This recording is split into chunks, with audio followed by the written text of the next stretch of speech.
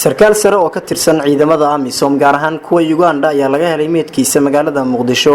Sarkaalkan oo lagu magacaabo Edward Bagonza ayaa meedkiisa laga helay magaalada caasimadda ee Muqdisho maalinnimadii Sabtida ahayd, sida uu sheegay Directorka ciidamada booliska qaybta taageerada maamulka. Sarkaalka lagu magacaabo Turian Gumanawa qoraal kooban oo uu soo saaray habeennimadii xalay, sarkaalka lagu magacaabo Turian Guamana ayuu ku xaqiijiyay geerida lama filaanka ah ee sarkaalka booliska Uganda ninka lagu magacaabo Bagonza. Faahfaahin dheeraad ah kama uusan bixin geerida sarkaalka meedkiisa laga helay magaalada caasimadda ee Muqdisho.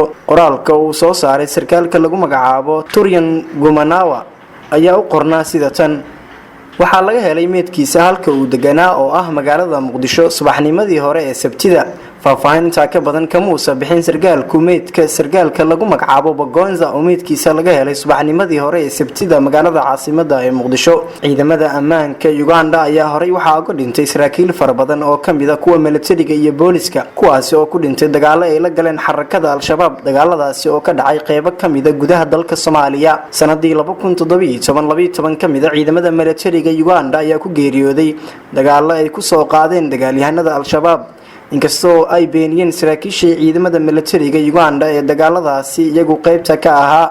afayeen u hadlay ciidamada militariga Uganda oo lagu magacaabo Prince Richard Karemeya waqtiga ayaa tilmaamay in weerar lagu dilay saraakiil ka tirsan militariga Uganda. dagaalkaasi oo ka dhacay saldhig ay ciidamada Uganda ku lahaayeen degmada Boolamareer iyo sidoo kale Goolweyn oo intaba dhaca gobolka Shabeellaha Hoose.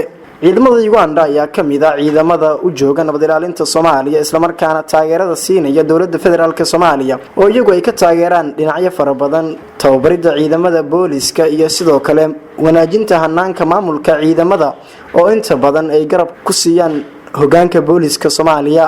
ciidamada Uganda ayaa markii ugu horeysay dalka Soomaaliya soo galay sanadii 2007 marka ay ahaayeen ciidamadii ugu horeeyay ee Afrikaan ah oo AMISOM oo dalka soo gala.